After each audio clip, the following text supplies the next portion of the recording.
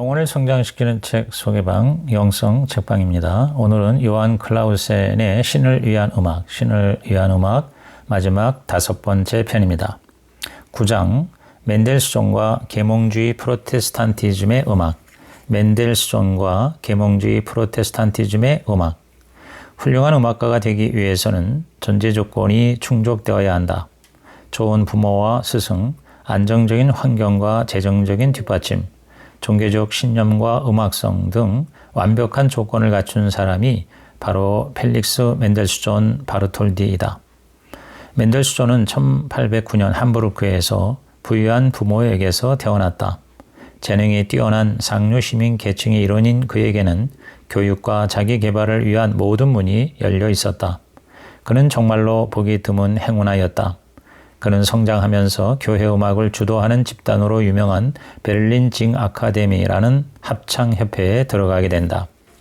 멘델스존은 이 징 아카데미에서 가수와 지휘자로서 성장해 나갈 수 있었다. 그의 천재적 독창성이 처음 발휘된 곳이었다. 여기서 요한 세바스찬 바흐의 마테 순환곡을 재발견해낸 것이다. 그는 위대한 역사적 작품에서 실마리를 얻어 중요한 작품들을 작곡했다. 근대의 진보와 과거의 성찰을 상호 의존적으로 연결시킨 독보적인 작곡가가 된 것이다. 그는 바흐, 핸델, 하이든의 작품에 몰두했다. 그는 시민예술가로 살았고 결혼하여 5명의 자녀를 낳았다.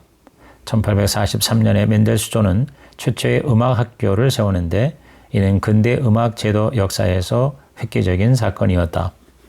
멘델스존은 프로테스탄트 직업 윤리에 따라 자신의 예술 활동을 일종의 예배로 이해했다. 한마디로 문화 프로테스탄트가 된 것이다.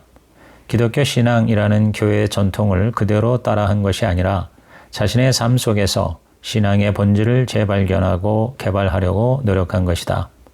그는 자신의 종교 음악을 통해 동시대성을 확보하면서 당시 문화가 기독교의 문호를 개방하는 데 성공했다. 재능, 교육, 사회적 위치, 제도적 지위, 종교 모든 면에서 멘델스존은 세기의 인물이었다.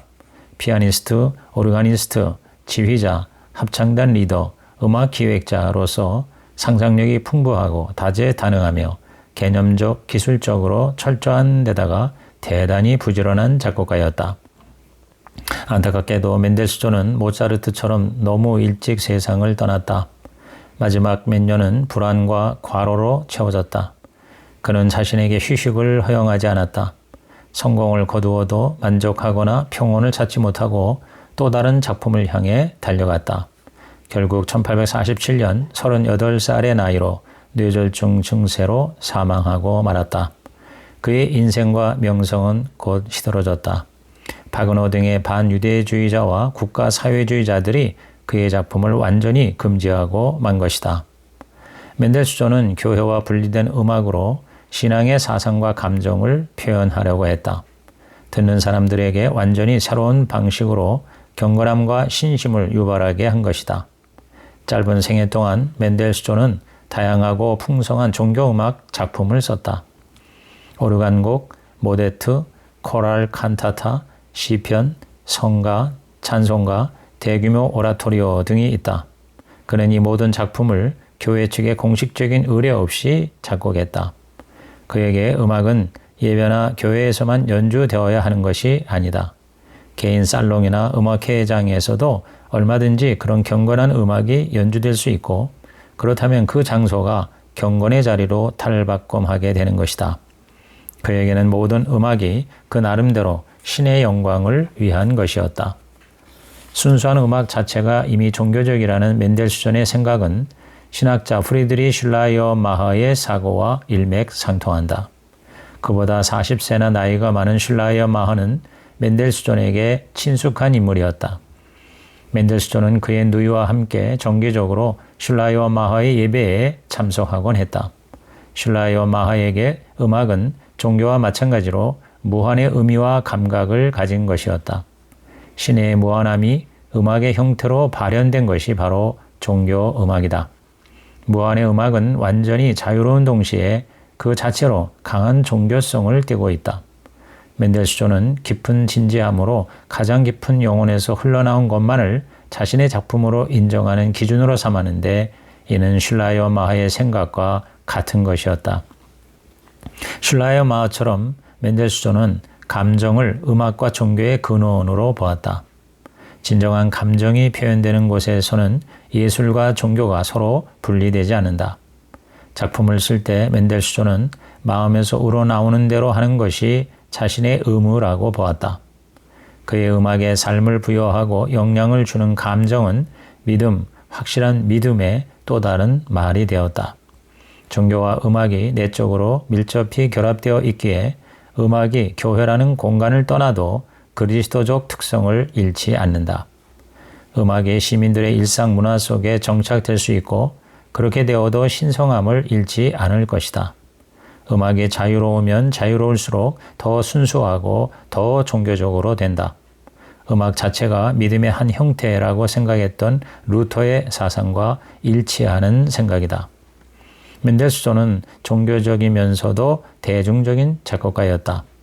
멘델스존의 대표적인 오라토리오인 사도 바울과 엘리야 그리고 그리스도는 그의 3대 오라토리오로서 음악 축제의 단골이 되었다. 오라토리오 엘리야는 암울한 예언과 신의 진노로 시작되지만 하나님에 대해 부드러우면서도 조용한 신뢰를 향해 나아간다. 멘델스존은 진정한 드라마를 원했다. 그 주제는 한결같이 하나님을 사랑하며 경외하는 것이다. 그의 노래의 내적 리듬을 결정하는 것은 신의 진노에 대한 두려움이 아니라 인간의 숭배와 사랑의 대상이 되어야 할 유일신을 향한 신앙이다. 언뜻 잔인해 보이는 이 이야기는 기쁜 소식, 즉 구약의 복음이다. 고대 이스라엘의 유산을 저버리지 않으면서 기독교 신앙을 언급한 것이다. 멘델스존의 뒤를 이어 나타난 작곡가는 요하네스 브라함스이다. 브라함스는 멘델스존과 전혀 다른 인간이고 역사도 달랐지만 멘델스존처럼 19세기의 시민예술가이고 계몽된 프로테스탄트였다. 브라함스는 멘델스존보다 4반세기 늦은 1883년 함부르크에서 태어났다. 브라함스는 전통의 비판적이고 구조적인 변형을 통해 새로운 신앙, 새로운 예술의 형태를 만들어냈다. 그 대표작이 바로 독일 레퀴엠이다. 이 독일 레퀴엠은 카톨릭의 진원 미사곡과는 전혀 다르다. 그것은 예배나 주군이나 신을 위한 음악이 아니었다. 교회나 콘서트홀 어디서든 연주될 수 있는 작품으로 오라토리오 장르의 형식과 언어를 기본 바탕으로 삼고 있다. 독일 레퀴엠의 주제는 죽음과 위안의 추구다.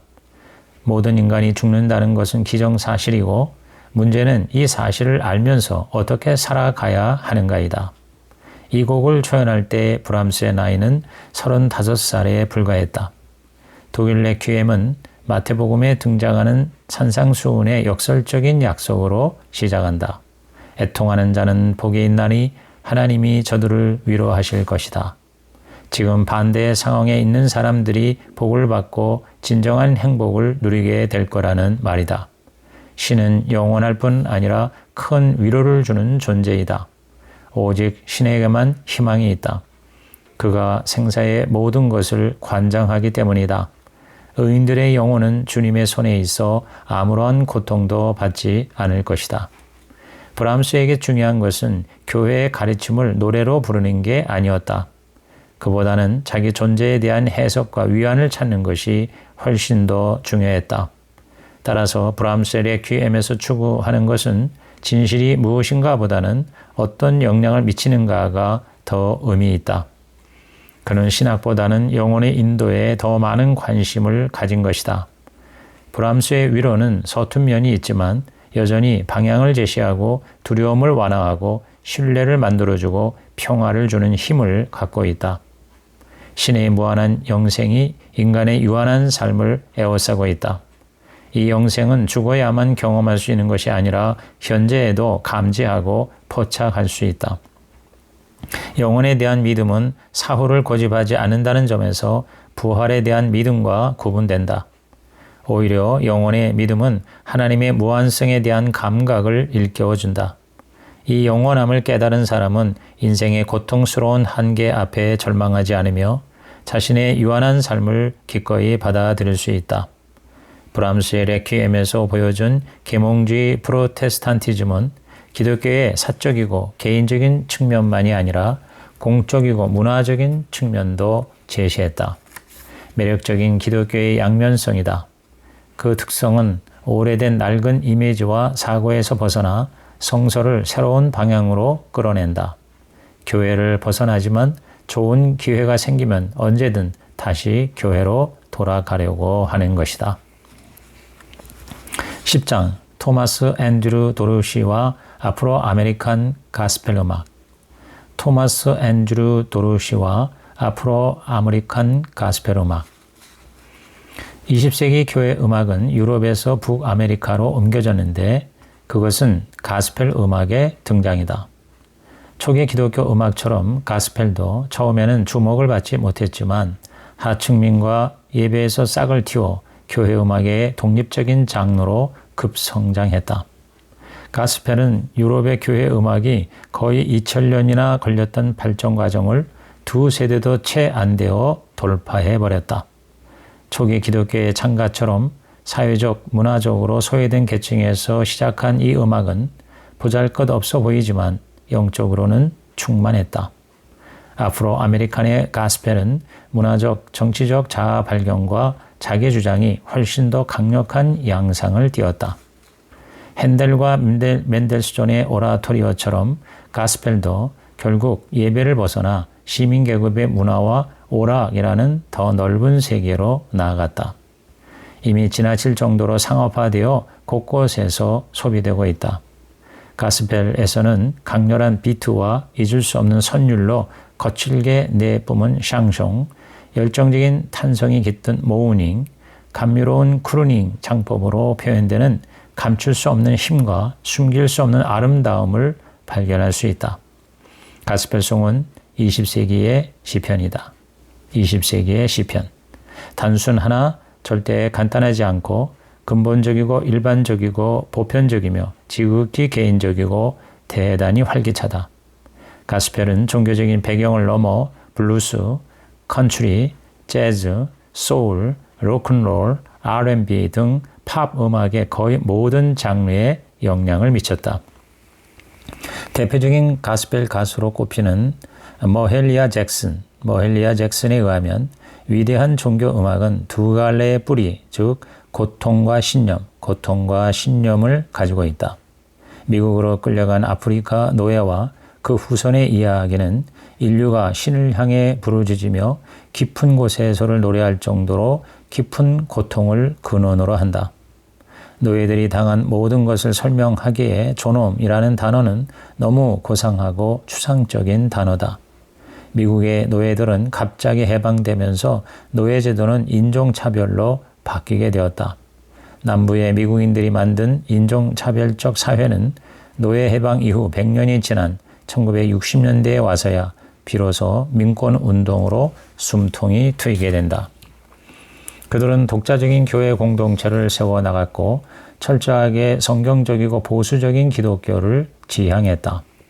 그들의 새로운 신앙의 방향은 20세기 초 앞으로 아메리칸 기독교와 그 음악에 중대한 영향을 미쳤다.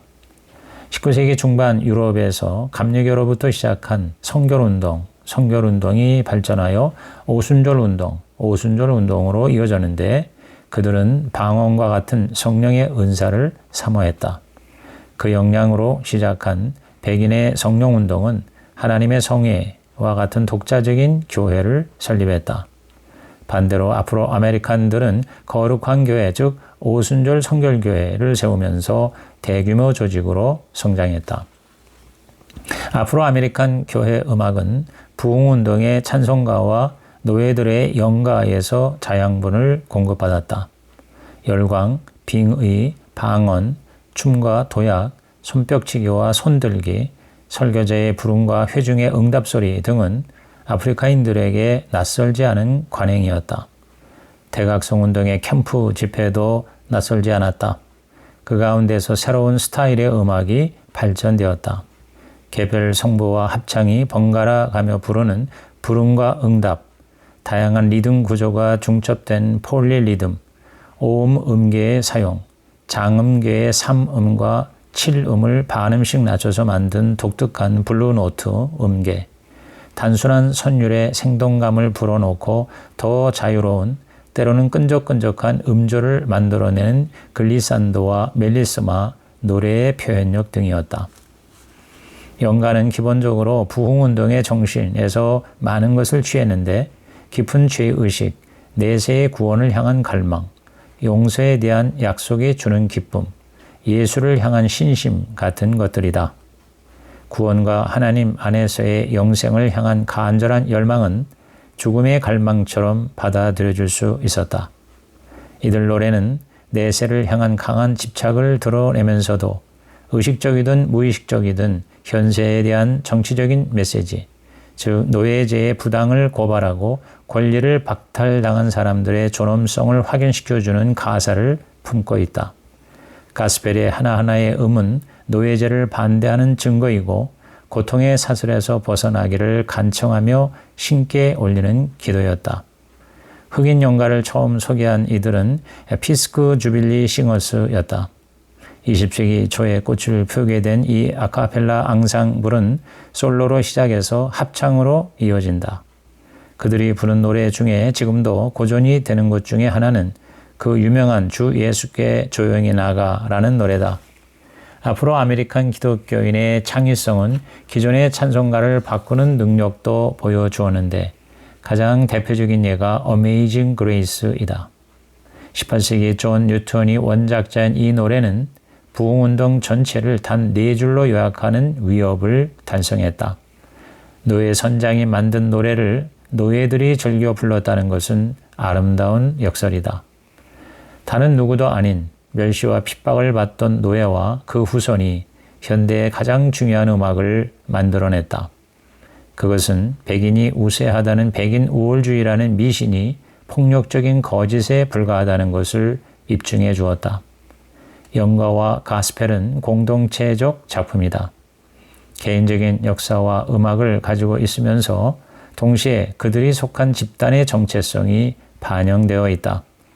토마스 앤드류 도로시가 대표적이다. 토마스 앤드류 도로시는 1899년 조지아주 시골에서 농부의 아들로 태어났다. 어린 시절부터 애틀란타와 시카고 등 대도시를 전전했던 그는 노래하고 기도하고 설교하는 가스펠 음악의 창시자라고 할 수 있다. 그의 앨범은 수백만 장이 팔렸고 400곡이 넘는 블루스와 재즈 노래를 작곡했다. 그러다가 성령 체험을 하게 되고 하나님 나라에서 훌륭한 가수와 일꾼이 되겠다고 결심한다. 이제 그는 파티에서 연주하던 블루스 노래가 아니라 희망과 믿음의 노래, 가스펠송을 부르는 인생으로 전환되었다. 도로시 인생의 전환은 앞으로 아메리칸 기독교 음악에 새로운 방향을 제시했다. 대다수의 사람들은 연가와 블루스에서 자양분을 공급받아 생겨난 새로운 가스펠 음악에 자석처럼 끌렸다. 1930년대 들어서 상가 성결교회뿐 아니라 앞으로 아메리칸 중상층의 주류 교회까지 아우르게 되었다. 가스펠의 유행이 대공황 시기에 이루어졌다는 것은 주목할 만하다. 빈곤의 파도가 전 미국을 휩쓸고 수많은 사람이 곤궁에 빠져 피난처를 찾을 때 가스펠 음악이 대중을 사로잡았기 때문이다. 상가교회와 주류교회를 넘어 자신이 교회 공동체에 속하지 않는다고 느끼는 수많은 사람까지도 사로잡은 것이다. 성도와 목회자, 성가대와 앙상블, 가수와 작곡가 등 수많은 사람이 가스펠의 승리에 이바지했다. 특히 토마스 도로시는 음악과 복음을 하나로 결합하는 데에 탁월했다. 도로시는 재기 넘치는 작곡가이자 설교자, 연주자, 합창 지휘자였다. 그는 자신의 노래를 비명처럼 내지를 수 있는 가수, 할렐루야와 아멘으로 회중을 울게 하고 표하게 할 수 있는 가수를 원했다. 그 결과 그는 가스펠 음악의 대부로 일어서게 되었다. 그가 이끈 가스펠 합창단은 수많은 빈민가의 청소년들에게 교육, 문화, 신분 상승을 위한 유일한 관문이 되었다. 도르시는 자본주의 경제의 새로운 수단을 활용할 줄도 알았다. 노래를 인쇄하여 팔고 저작권을 확보하고 가스펠 출판사를 세우고 레코드와 라디오를 적극적으로 활용한 것이다. 그 결과 1940년 이후 가스펠 음악이 앞으로 아메리칸 교회 문화의 좁은 틀에서 벗어나 대중음악의 큰 물결로 급성장하게 된다.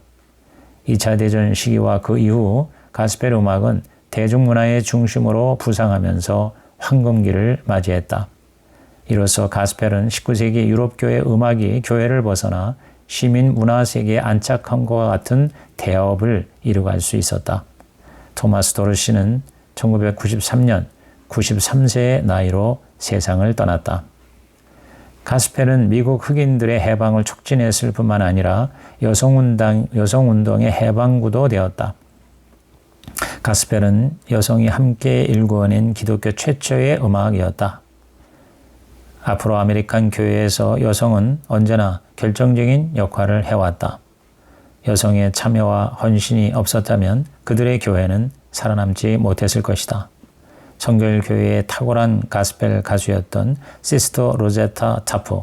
시스터 로제타 타프는 선교 음악가로 활동을 시작했다. 그녀는 신성한 음악에서 세속적인 오락 음악으로의 전향을 감행한 최초의 가수였다. 1938년 뉴욕의 전설적인 코튼클럽 무대에 오르면서 교회 음악이 세상의 음악회장을 정복하기 시작한 것이다. 로제타 타프는 로큰롤의 시조로서 척 베리, 엘비스 프레슬리, 조니 캐시 등과 같은 로큰롤의 유명 가수가 영감을 얻는 모델이 되었다. 탁월한 가스펠 가수들은 단순히 음악의 해석자 그 이상이었다. 1911년 뉴올리언스에서 태어난 머할리아 잭슨이 바로 그런 사람으로 가스펠의 대부가 되었다. 머할리아 잭슨은 침례교의 부흥, 성결교의 영가 등을 온몸으로 노래했다. 그녀와 함께한 가스펠 가수들은 노예 시절부터 지켜온 비트, 리듬이 있었고 강하고 극적인 음악성을 표출했다. 잭슨은 블루스는 절망의 노래라면 가스펠은 희망의 노래다. 가스펠송을 부르면 모든 잘못된 것이 치유된다 라고 했다. 그녀는 오순절 교회 설교자처럼 표호하며 소리쳤고 아이를 잃은 어머니처럼 통곡하며 울부짖었고 막 사랑에 빠진 사람처럼 환호했다. 머할리아 잭슨은 시스터 로제타 타프보다 더 유명한 슈퍼스타가 되었다. 그녀는 마틴 루터 킹이 25만 명의 군중 앞에서 나에게는 꿈이 있다라는 연설을 한 1963년의 역사적 워싱턴 평화행진, 워싱턴 평화행진에서 고전적인 저항 노래들을 불렀다. 머할리아 잭슨은 1972년에 61세로 세상을 떠났다. 1960년대부터 가스펠은 미국을 넘어 전 세계를 휩쓸기 시작했다. 독일에서만 2013년에 대략 10만 명의 가수가 3,000개의 가스펠 합창단에 소속되어 있다고 보고되었다. 가스펠 덕에 더 많은 젊은이와 비신앙인이 교회를 찾게 되었다. 최근 들어까지 영향을 미친 가스펠 싱어로는 메이비스 스테이플스가 있다. 1939년생인 그녀는 1950년대부터 가족 밴드로 활동하면서 엄청난 인기를 누렸다. 그녀에 이어 제프 트위디가 역사의식으로 옛 노래를 새로운 스타일의 현대곡으로 바꾸어 부르면서 함께 가스펠계를 이끌어왔다. 1939년생인 아프로 아메리칸 가스펠 여가수와 그녀보다 28살이나 어린 유럽계 미국인 인디록 싱어송라이터의 협업은 이 시대를 위한 살아있는 가스펠을 만들게 했다. 그 두 사람이 함께 소개하고 부른 귀하신 주님 내 손 잡아주소서, 귀하신 주님 내 손 잡아주소서의 가사를 소개해 본다. 그리스도 안에 동서나 남북이 있으랴. 안팎으로 하나의 위대한 사랑뿐이네. 진실한 마음은 어디에나 있지만 귀먹고 눈먼 이들도 있네. 사방에서 잃어버린 영원히 찾을 수 없는 하나의 선율을 노래하네. 손 맞잡고 믿음을 갖고 인종이 무엇이든 내 아버지와 그 아들을 섬기는 자 모두 나와 한 형제라네. 그리스도 안에 동과 서 흙과 백이 있으랴 오직 하나의 위대한 사랑뿐 증오도 그 사랑을 가를 수 없으리. 적을 용서하라. 우리는 모두 하나의 가족이라네. 나오는 말, 기독교의 기적은 그 생명력이다. 기독교는 전 세계적으로 빠르게 성장하고 있다. 특히 오순절주의는 남미와 아프리카 그리고 동아시아의 많은 지역을 점령했다. 강하고 열정적인 신앙을 기반으로 한 오순절주의는 성결운동의 전통에 서 있으며 가스펠 음악의 전통과도 맥이 닿아 있다. 게다가 가스펠은 각 지역의 음악 전통, 글로벌 팝 문화와도 결합했다. 급변하는 세계, 특히 유럽 지역에서 신앙에 적합한 음악은 과연 무엇일까? 그것은 오직 성령만이 답할 수 있는 심오한 질문이다.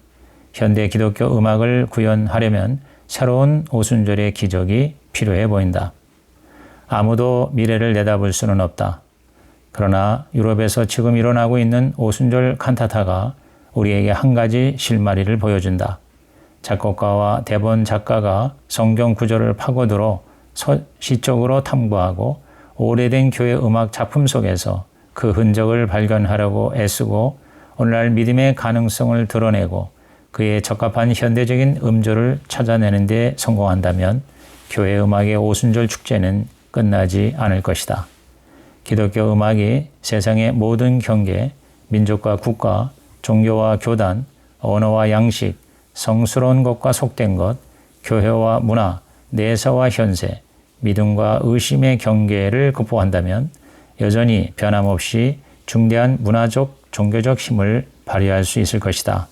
이것이야말로 교회 음악의 오랜 역사에서 우리가 얻을 수 있는 교훈 아니겠는가. 이상으로 요한 힌리 클라우센의 신을 위한 음악, 신을 위한 음악의 리뷰를 마칩니다. 이제부터는 영성 책방의 소감입니다. 이 책은 교회 음악으로 시작하지만 결국 세상의 서양 음악 역사에 대한 안내서라고 할 수 있습니다. 서양 음악은 교회 음악의 열매이기 때문이죠. 인류가 시작할 때부터 음악이 있었을 것입니다. 그런데 아쉽게도 그 인류 초기의 고대 음악이 무엇인지는 전혀 알 수 없습니다. 구전으로 내려온 음악은 거의 사라지고 말았기 때문입니다. 그나마 구약 성경에 음악의 가사라고 할 수 있는 시편이나 아가서 등이 있어서 고대 음악의 모습이 무엇인지 어렴풋이 알 수 있다는 점에서 성경의 가치가 더욱 돋보이게 되었다고 생각합니다. 이 책을 읽으면서 음악의 가치 그리고 중요성에 대해서 새삼 깨달았습니다. 그리고 오늘 우리가 음악의 문화에 둘러싸여 음악 없는 삶은 상상할 수 없을 정도가 된 것이 어느 날 하루아침에 된 것이 아니라 수없는 사람들의 각고의 노력의 결과라는 것을 알게 되었습니다. 신앙의 전승과 마찬가지로 음악도 신의 선물이지만 인간의 재능과 훈련과 교육으로 인해 오늘 우리에게까지 이어져 왔음에 선조들의 노력에 감사와 찬사를 올리게 됩니다. 특히 음악을 악보에 기록하는 기보법이 9세기에 발명되었고 10세기 규도의 소원을 통해 순식간에 작곡가는 물론 가수와 일반 대중에까지 음악이 확산되었다는 것에 기록과 문헌의 중요성을 깨닫게 됩니다. 3장의 루터와 종교개혁의 회중 찬송에서는 루터의 종교개혁이 성경과 설교 그리고 인쇄술에만 의존한 줄 알았는데 노래와 찬송가의 보급이 더 결정적이었다는 사실에 놀랐습니다. 당시 대다수가 문맹이었기에 성경을 번역하고 개혁가들의 책이 무수히 출판되었지만 실제적으로 그 문서들을 읽는 대상은 극히 제한적이었습니다. 그러나 노래는 악보를 볼 줄 몰라도 듣고 따라 부르고 외울 수 있어서 수많은 대중들이 노래를 부르면서 종교개혁에 적극적으로 동참할 수 있었다는 사실에 감동을 받습니다. 가톨릭은 그레고리오 성가의 단성음악과 팔레스트리나의 다성음악으로 교회의 힘을 유지했고 개신교는 개신교대로 루터의 음악에 관한 지극한 관심과 그 이후 바흐, 핸델, 모차르트, 멘델스존 등에 의해 교회는 물론 세속사회에서도 음악의 발전을 이루었다는 내용을 읽으면서 교회의 음악에 대해서 자부심과 함께 그 활용에 대해서 새로운 관심을 가지게 됩니다. 특히 마지막 10장의 아프로 아메리칸 가스펠 음악에서 오늘의 복음 찬송뿐 아니라 팝이나 로큰롤 같은 세속 음악도 교회 음악에 기인했다는 점을 새롭게 알게 되었습니다. 지난 한 세기 이상 가스펠의 위력은 기독교를 전 세계에 보급하는 데 결정적인 역할을 했지요. 우리나라도 한 세대 전인 1980, 90년대에는 경배와 찬양 등으로 교회가 급성장하고 가스펠송 때문에 성령의 역사와 복음 전도가 활성화되었음은 주지의 사실입니다. 그러나 2000년 이후 지난 한 세대 동안 교회가 침체되고 특히 코로나로 인해 교인 수가 급감하고 전도가 더욱 힘들어졌습니다. 이러한 총체적인 영적인 난국을 극복하는 데 있어서 음악, 좀 더 구체적으로 말해서 복음 선거와 찬송의 회복이 예배 등을 통해 이루어져야 교회도 일어날 수 있을 것 같다는 기대감을 가지게 됩니다. 이 책을 읽으면서 음악에 대해, 특히 교회 음악에 대해 새로운 관심을 가지게 되었습니다. 개인적으로 음악에 더 가깝게 접근하기로 마음을 먹게 되었고요. 목회적으로도 찬양과 노래를 좀 더 예배에 적극적으로 적용하기로 결단했습니다. 책 한 권으로 수천 년의 음악 역사를 꿰뚫게 되었다는 점에서 저자의 노고에 깊은 감사를 느낍니다. 전문적인 내용이 적지 않고 독일 등 유럽 중심의 역사 이해라 읽기 힘든 면도 없지 않았지만 그 저자의 노고와 또 책에 나와 있는 수많은 음악가들의 헌신을 생각하며 끝까지 읽고 정리하고 또 이렇게 영상 책방에 소개할 수 있어서 기쁜 마음입니다. 음악의 목적은 두 가지입니다. 첫째는 하나님의 영광이고 둘째는 인간의 기쁨입니다. 그리스도를 믿지 않은 대다수 세속인들은 음악을 통해 인간이 기뻐하고 즐거워하는 쾌락만 생각하지만 우리 그리스도인들은 진정한 음악의 가치인 하나님을 기쁘시게 함으로 영광 돌리는 것이 분명한 사람들입니다. 그러므로 더욱더 음악의 존재에 대해서 감사하고 더 가까이 해야겠다는 결심을 하게 됩니다. 아무쪼록 이 귀한 책을 더 많은 사람들이 읽고 음악을 선물로 주신 하나님께 감사하고 사랑함으로 우리가 접하는 노래와 음악이 책의 제목 그대로 신을 위한 음악, 신을 위한 음악이 되었으면 좋겠습니다.